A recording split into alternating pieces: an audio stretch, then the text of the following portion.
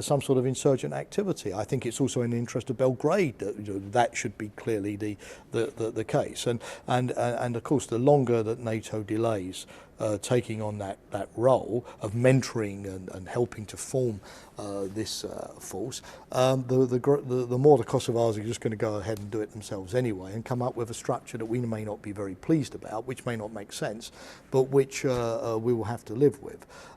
So I think that is the rational reason why we have to move forward there. The other thing, by the way, is that lots of new countries or countries that have declared independence, like Kosovo, often think too big. They want 50,000 people in the army. Well, maybe not Kosovo, but you know what I mean. They want tanks, they want fighter jets, and they want all of the trappings of a military force. And you have to say to them, look, wait a minute, you can't afford this. This is not the priority. This is going to be a big drag on your economy.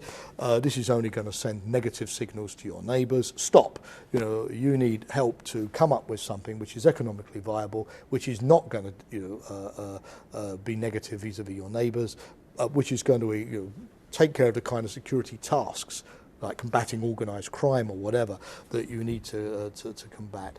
And I think, again, that is an area where, with all of its experience of security sector reform in other countries in Central and Eastern Europe, where NATO can be very useful to the Kosovars. That touches on the next question, which is, as you say, economic development is possibly the biggest carrot towards Kosovo becoming a more stable and developed country. But as you say, organised crime is a major factor. There Absolutely. are a high number of arms amongst civilians, and smuggling, trafficking are major issues in the area. Do you think that's the biggest security issue facing Kosovo at the moment? Yes, I do. Because this is obviously going to poison the state structures from within. If you have corrupt politicians or corrupt judges, if the tax receipts that you should be collecting to fund the national budget aren't collected, you're going to depend increasingly on foreign aid because you can't raise your own revenues. People will be very reluctant to set up businesses if they feel they have to pay off everybody before they can start, producing McDonald's hamburgers and selling them to the public. We've had some, pretty bad experiences. I remember a few years ago having a breakfast with Jacques Klein, who was the UN administrator at the time in Bosnia, and he said to me, Jamie, this is the only place in Europe where there's no McDonald's. This was back in the 90s, because even McDonald's, which can make money anywhere, just finds doing local business too risky. Obviously the situation has been transformed since, but I think it's an example of how this becomes a cancer, and to my mind this is the problem number one. Absolutely. It's also an image issue. We all know that countries have to rebrand themselves to convey an image that they respect the rule of law, are transparent, protect foreign investments. Business is so much an issue of confidence. So obviously the Kosovars have to deal with that first and foremost. But those are the kind of areas where I think, yes, they need help. The last question is also about a rule of law issue.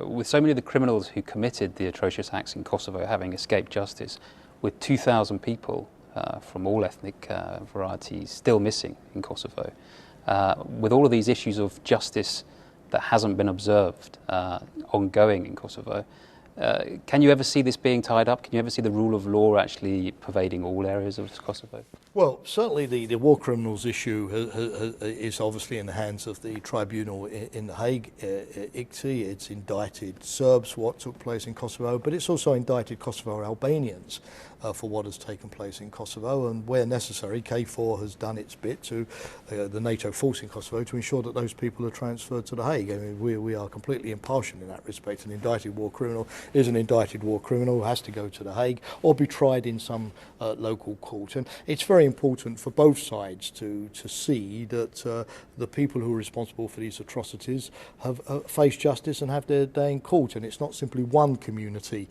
which is held to be responsible, because we know very well that even if some people may have been more responsible than others, once the fighting started, war crimes were committed by both sides, or case of Bosnia, all sides. And I think it's essential for reconciliation, because people always harbour animosities and frustrations where there's no sense of closure on these issues. They don't know what happened to their loved ones. They feel that the person responsible is still free. It becomes much harder then to appeal to reconciliation. But I think ultimately, yes, one of the things that's lacking in that part of the world so often is simply the word sorry. A willingness to, one thinks of Willy Brandt, the German Chancellor, on his hands and knees in front of the memorial to the Warsaw Ghetto in Poland in 1972, begging forgiveness on behalf of the German people. This simple ability to go somewhere and say, I'm sorry, and I identify with your suffering, and let's reconcile, instead of blaming the other community all the time. And this sort of act of statesmanship, I think, is what's needed. And ultimately, I think it is right for historians to go to work and come to a joint agreement. I mean, there's a remarkable thing that France and Germany now have a common historical textbook, one that both governments have approved, on their relationship in the 20th century. And I think if those two countries which fought 1870, 1914, 1939, 1940, these wars against each other, can work on their history in a way where they now have an agreed sense of the responsibilities, that is a good sort of model that this part of the world should follow as well. Jamie Shea, thank you very much. Thank you.